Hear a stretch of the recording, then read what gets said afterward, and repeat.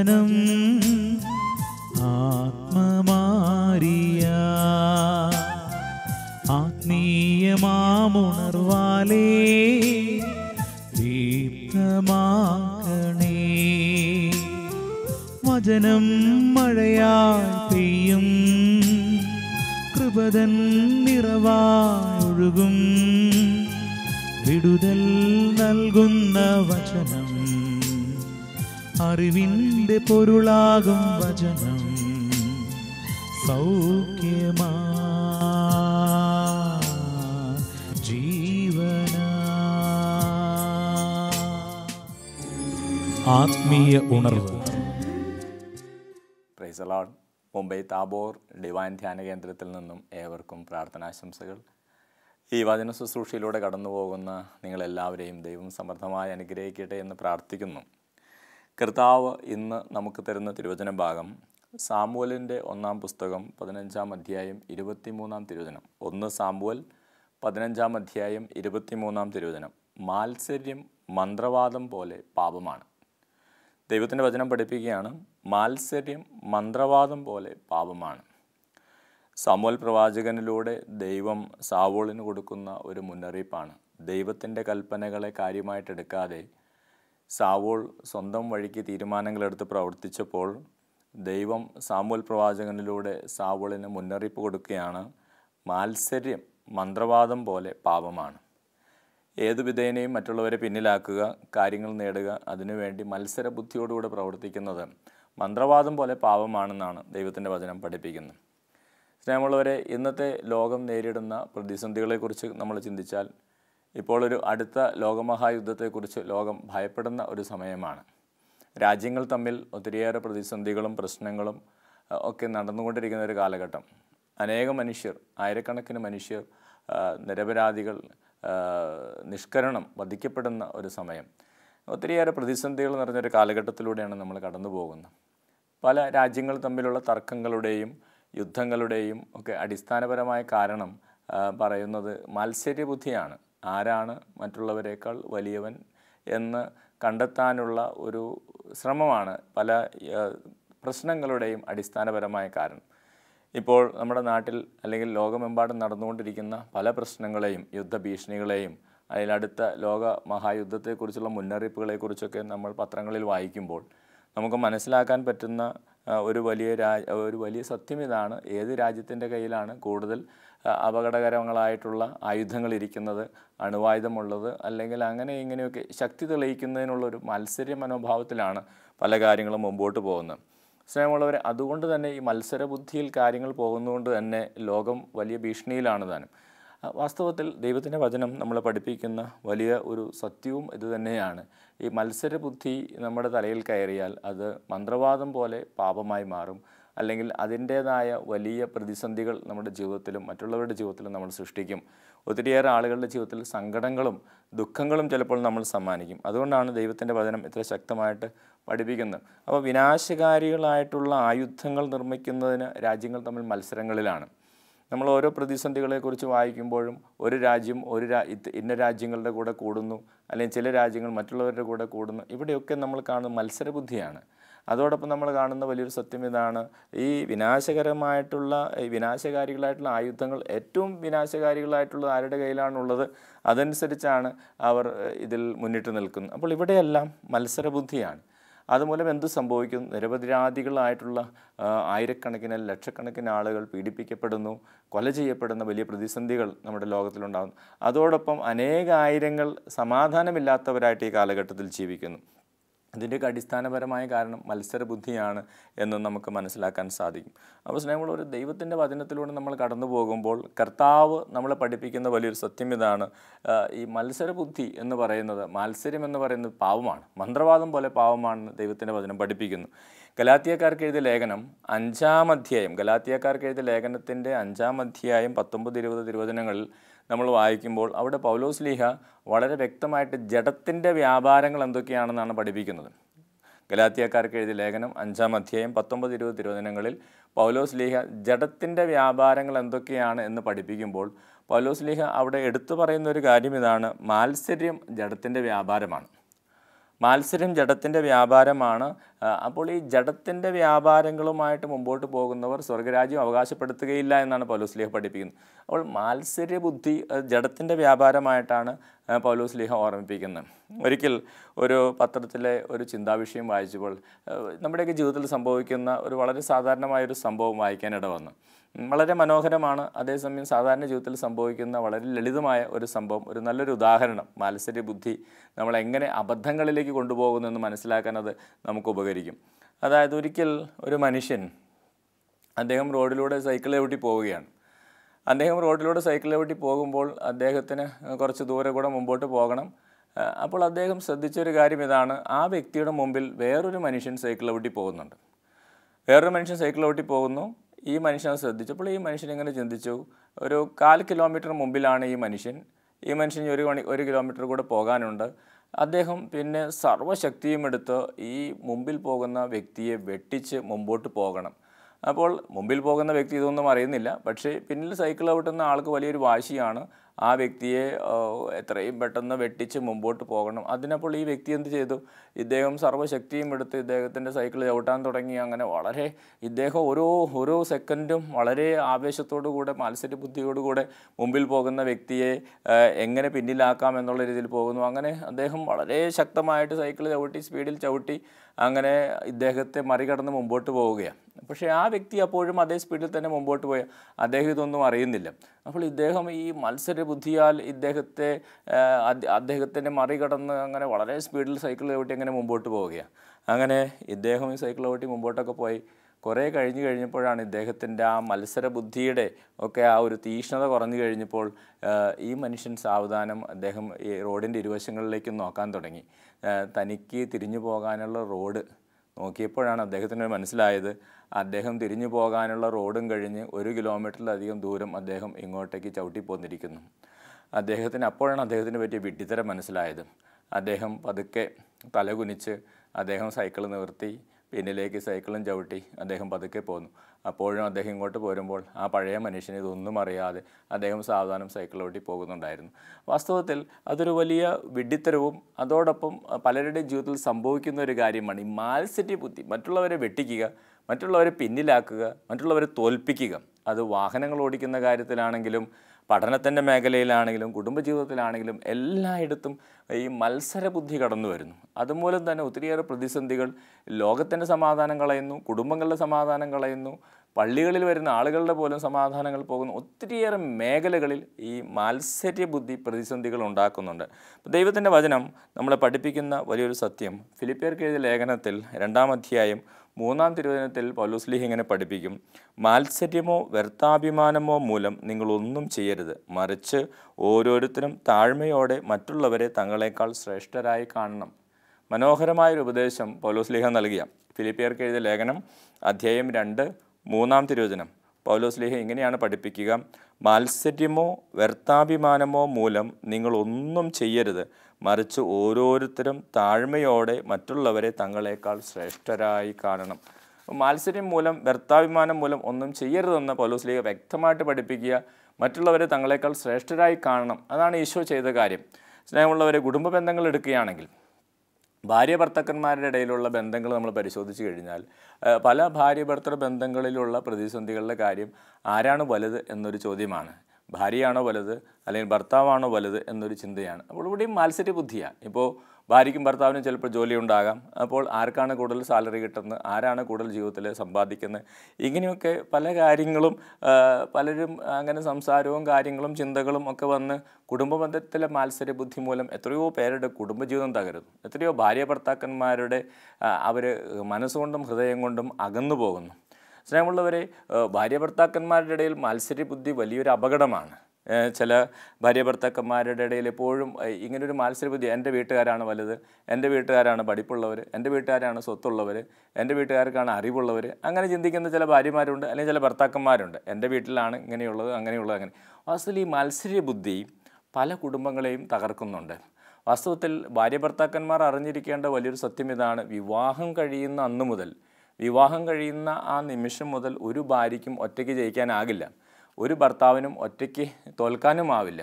അപ്പോൾ സ്നേഹമുള്ളവർ, അതാണ് വലിയ സത്യം. ഈ മാത്സര്യ ബുദ്ധി പല ദമ്പതികളുടെയും ജീവിതങ്ങളിൽ ദാമ്പത്യങ്ങൾ തകർക്കും. കാരണം വിവാഹം കഴിക്കുന്ന അന്ന് മുതൽ ഒരു ഭാര്യയ്ക്കും ഒറ്റയ്ക്ക് തോൽക്കാനാകില്ല, ഒരു ഭർത്താവിനും ഒറ്റയ്ക്ക് ജയിക്കാനുമാകില്ല.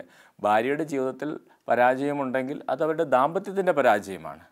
ഭർത്താവിൻ്റെ ജീവിതത്തിൽ പരാജയമുണ്ടെങ്കിൽ അതവരുടെ ദാമ്പത്യത്തിൻ്റെ പരാജയമാണ്. അപ്പോൾ ഭാര്യയും ഭർത്താവും ജീവിതത്തിൽ പഠിക്കേണ്ട, കുടുംബജീവിതത്തിൽ പഠിക്കേണ്ട വലിയൊരു സത്യം ഇതാണ്. ഈ മാത്സര്യം എന്ന ഈ മാത്സര്യ ബുദ്ധിക്ക് കുടുംബജീവിതത്തിൽ ഭാര്യ ഭർത്തൃ ബന്ധത്തിൽ യാതൊരു സ്ഥാനം കൊടുക്കാൻ പാടില്ല.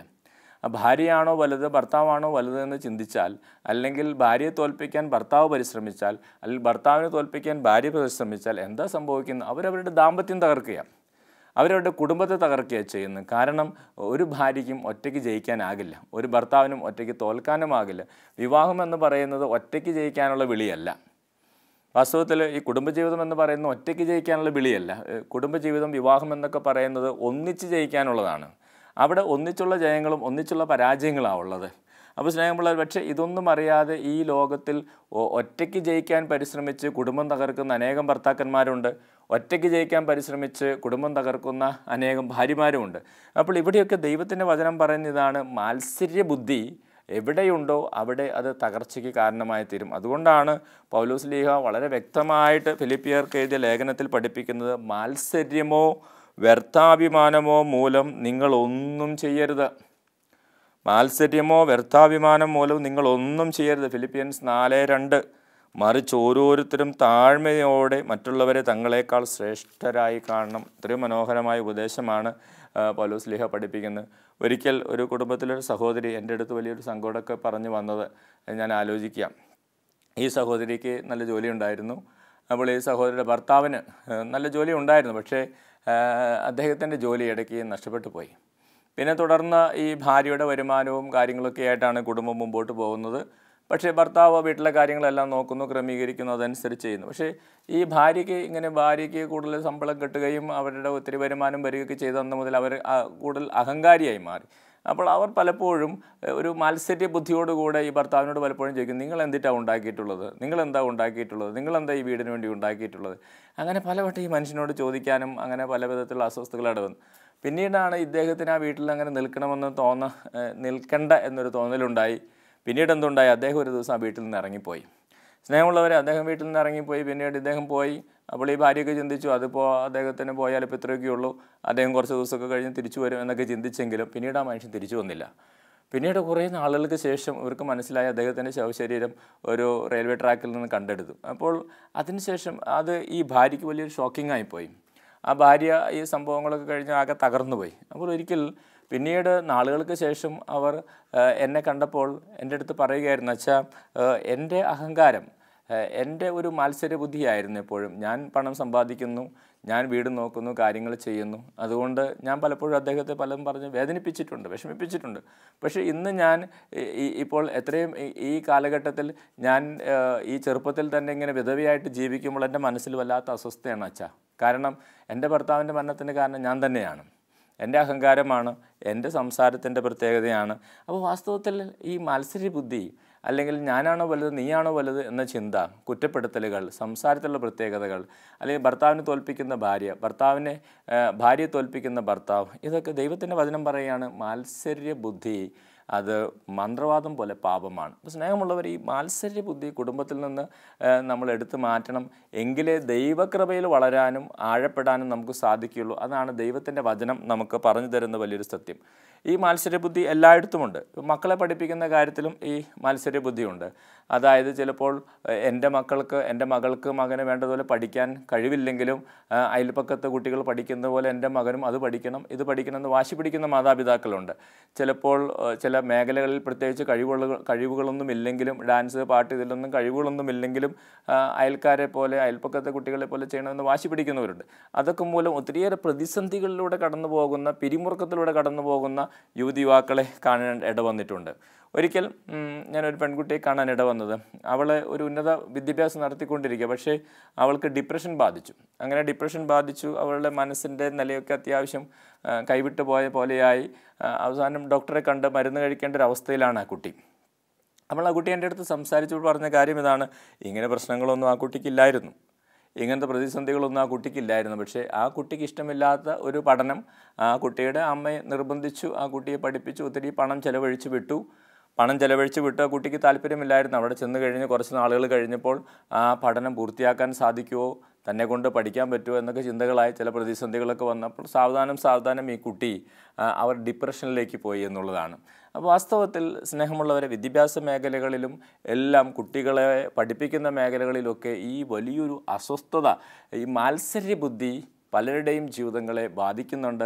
ചില കുട്ടികളെങ്കിലും ഈ മാത്സര്യബുദ്ധിയിൽപ്പെട്ട് അവർക്ക് സാധിക്കാത്ത ചില കോഴ്സുകളൊക്കെ പഠിക്കാൻ പോയി പിന്നെ അവസാനം ആത്മഹത്യ ചെയ്തിട്ടുള്ള കേസുകളും ചിലപ്പോഴെങ്കിലും നമ്മൾ പത്രങ്ങളിൽ വായിച്ചിട്ടുണ്ട്. അപ്പോൾ സ്നേഹമുള്ള ഒരു ദൈവത്തിൻ്റെ വചനം നമുക്ക് പറഞ്ഞു തരുന്നൊരു വലിയ സത്യം ഇതാണ്: മാത്സര്യബുദ്ധി ആർക്കും നല്ലതല്ല, ഒന്നിനും നല്ലതല്ല. അതുപോലെ തന്നെ നമ്മൾ മത്സരബുദ്ധി കാണുന്ന വേറൊരു മേഖലയാണ് നമ്മുടെ ഭവനങ്ങൾ, നമ്മൾ പണിയുന്ന വീടുകൾ. പലരും പണിയുന്ന വീടുകളുടെ മേഖലയിൽ നമ്മൾ ഒത്തിരി മത്സരബുദ്ധിയോടുകൂടെ പ്രവർത്തിക്കുന്നുണ്ട്. ചിലരൊക്കെ വീടുകൾ പണിയുമ്പോൾ ഒത്തിരി വലിയ വീടുകൾ പണിയുന്നു. നമ്മുടെ ആവശ്യങ്ങളനുസരിച്ചല്ല നമ്മൾ പലപ്പോഴും ഭവനങ്ങൾ പണിയുന്നത്. നമ്മൾ പണിയുന്ന ഭവനങ്ങൾ അയൽക്കാരുടെ ഭവനങ്ങൾ അല്ലെങ്കിൽ നാട്ടിലുള്ള മറ്റുള്ളവരുടെ ഭവനങ്ങൾ, അവരെക്കാൾ വലിയ ഭവനങ്ങളും അതിനേക്കാൾ ഉയർന്നു നിൽക്കുന്ന ഭവനങ്ങളുമാണ് പലരും പണിയുന്നത്. വാസ്തവത്തിൽ ഓരോ വീടും ഓരോരുത്തരും നിർമ്മിക്കേണ്ടത് ആ വീട്ടിലുള്ള അംഗങ്ങളുടെ എണ്ണം, അവരുടെ സാമ്പത്തികമായിട്ടുള്ള ചുറ്റുപാട്, ഈ മേഖലകളൊക്കെ കണക്കിലെടുത്തിട്ടാണ് ഒരു വീട് നിർമ്മിക്കേണ്ടത്. വാസ്തവത്തിൽ അതൊന്നുമല്ല മാനദണ്ഡമായിട്ട് എടുക്കുന്നത് അയൽപ്പക്കത്തെ വീടിന് എന്ത് വലുപ്പമുണ്ട്, അല്ലെങ്കിൽ നാട്ടിലെ മറ്റു വീടുകൾക്ക് എന്ത് വലുപ്പമുണ്ട്, ആ മാനദണ്ഡങ്ങളിൽ വീട് പണിയുകയും ഒത്തിരി പണം കടമെടുക്കുകയും അതിൻ്റെ പേരിൽ പിന്നീട് ഒത്തിരി അസ്വസ്ഥതയിലേക്ക് പോവുകയും ആത്മഹത്യയിൽ വരെ എത്തിച്ചേർന്ന കുടുംബങ്ങൾ ചിലപ്പോൾ കണ്ടിട്ടുണ്ട്. സ്നേഹമുള്ളവർ, എല്ലായിടത്തും മത്സരബുദ്ധി എല്ലായിടത്തുമുണ്ട്. അത് ഭവന നിർമ്മാണത്തിൻ്റെ കാര്യത്തിലും ഈ മത്സരബുദ്ധിയുണ്ട്. ഒരിക്കലും ഒരു കുടുംബം എൻ്റെ അടുത്ത് പങ്കുവെച്ച ഒരു കാര്യം ഇതാണ്: അവരിങ്ങനെ അയൽപ്പക്കത്ത് പണിയുന്ന ഒരു വലിയ വീട് കണ്ട് ഇവരും അതുപോലെ ഒരു ഭവനം പണിയാൻ ഇവർക്ക് വലിയൊരു ആഗ്രഹം, അതുപോലെ ഒരു വലിയ വീട് പണിയണം. അതിനുവേണ്ടി ഇവർ പല സ്ഥലങ്ങളിൽ നിന്ന് കടമെടുത്തു, പറമ്പ് വെച്ച് ലോൺ എടുത്തു, അങ്ങനെ പല കാര്യങ്ങൾ ചെയ്തു. അങ്ങനെ വീടിൻ്റെ പണിയൊക്കെ പൂർത്തിയാക്കി. പക്ഷേ കുറച്ച് നാളുകൾ കഴിഞ്ഞപ്പോൾ ഇവർ ഉദ്ദേശിക്കുന്ന പോലെ ഇവർക്ക് ഈ പണം തിരിച്ചടയ്ക്കാൻ സാധിക്കുന്നില്ല. അങ്ങനെ പലയിടങ്ങളിൽ നിന്നവർ വലിയ പലിശയ്ക്കൊക്കെ പണം കടമെടുത്തിട്ടുണ്ടായിരുന്നൊക്കെ അതൊക്കെ വലിയ പ്രശ്നങ്ങളായി മാറി. അവസാനം ഇവരുടെ കുടുംബം വലിയൊരു വീട്ടിലാണ് ഇവർ താമസിക്കുന്നതെങ്കിലും ഒരു ദിവസം പോലും സമാധാനത്തോടു കൂടെ ഉറങ്ങാൻ സാധിക്കുന്നില്ല. അപ്പോൾ ആ വ്യക്തി, ആ കുടുംബനാഥൻ എൻ്റെ അടുത്ത് വന്ന് പറയുമായിരുന്നു: അച്ഛാ, മുമ്പത്തെ വീട്ടിൽ കിടന്നുറങ്ങുമ്പോൾ എനിക്ക് സമാധാനം ഉണ്ടായിരുന്നു, ഉറക്കം വരുമായിരുന്നു. പക്ഷേ ഇപ്പോഴത്തെ വീട് നല്ല വലിയ വീടാണ്, പക്ഷേ എനിക്ക് ഒരു ദിവസം പോലും ഉറക്കം കിട്ടുന്നില്ല, എൻ്റെ സമാധാനം പോയി. കാരണം അത്രയും പണം ഞാൻ കൊടുത്തു തീർക്കാനുണ്ട്. വാസ്തവത്തിൽ ഈ മാത്സര്യബുദ്ധി മൂലം വലിയ വീട് വയ്ക്കുമ്പോഴും അതുപോലെയുള്ള കാര്യങ്ങൾ ചെയ്യുമ്പോഴൊക്കെ സംഭവിക്കുന്ന ചില കാര്യങ്ങളാണ്. അപ്പോൾ ദൈവത്തിൻ്റെ വചനം നമ്മളെ പഠിപ്പിക്കുന്ന വലിയൊരു സത്യം ഇതാണ്: ഈ മാത്സര്യബുദ്ധി, വ്യർത്ഥാഭിമാനം നമ്മളിൽ ഉണ്ടാകരുത് എന്ന് വചനം പറയുകയാണ്. മാത്സര്യബുദ്ധി എന്ന് പറയുന്നത് ദൈവത്തിൻ്റെ തിരുവചനം പറയുകയാണ്, അത് മന്ത്രവാദം പോലെ പാപമാണ്. മന്ത്രവാദം എത്ര വലിയ പാപമാണെന്ന് നമുക്കറിയാം. അതുപോലെ തന്നെയാണ് മാത്സര്യം. അതുകൊണ്ട് തന്നെയാണ് പൗലോസ് ഗലാത്യക്കാർക്ക് എഴുതിയ ലേഖനത്തിൽ ജഡത്തിൻ്റെ വ്യാപാരമായിട്ട് മാത്സര്യത്തെ കണക്കാക്കുന്നത്. ജഡത്തിൻ്റെ വ്യാപാരം. എന്നിട്ട് പൗലോസ് എടുത്തു പറയുന്നുണ്ട്, ഇങ്ങനെയൊക്കെയുള്ള സ്വഭാവങ്ങളുള്ളവർക്ക് ദൈവരാജ്യം, സ്വർഗരാജ്യം അവകാശപ്പെടുത്താൻ സാധിക്കില്ല എന്നാണ് പൗലോസ് വളരെ വ്യക്തമായിട്ട് പഠിപ്പിക്കുന്നത്. സ്നേഹമുള്ളവർ, ഇപ്പോൾ നമ്മളതുപോലെ തന്നെ പല മേഖലകളിൽ ഈ മാത്സര്യബുദ്ധി നമ്മളെയൊക്കെ ബാധിച്ചുകൊണ്ടിരിക്കുക. വാഹനങ്ങൾ വാങ്ങുന്ന കാര്യത്തിലാണെങ്കിലും നമ്മളതേക്കുറിച്ചൊക്കെ ചിന്തിച്ച് നമുക്ക് മനസ്സിലാകുന്ന ഒരു കാര്യം, ഇപ്പോൾ പല വീടുകളിലും 1, 2, 3 ഒക്കെ കാറുകളുണ്ട്, അല്ലെങ്കിൽ അതുപോലെയൊക്കെയുള്ള വാഹനങ്ങളുണ്ട്.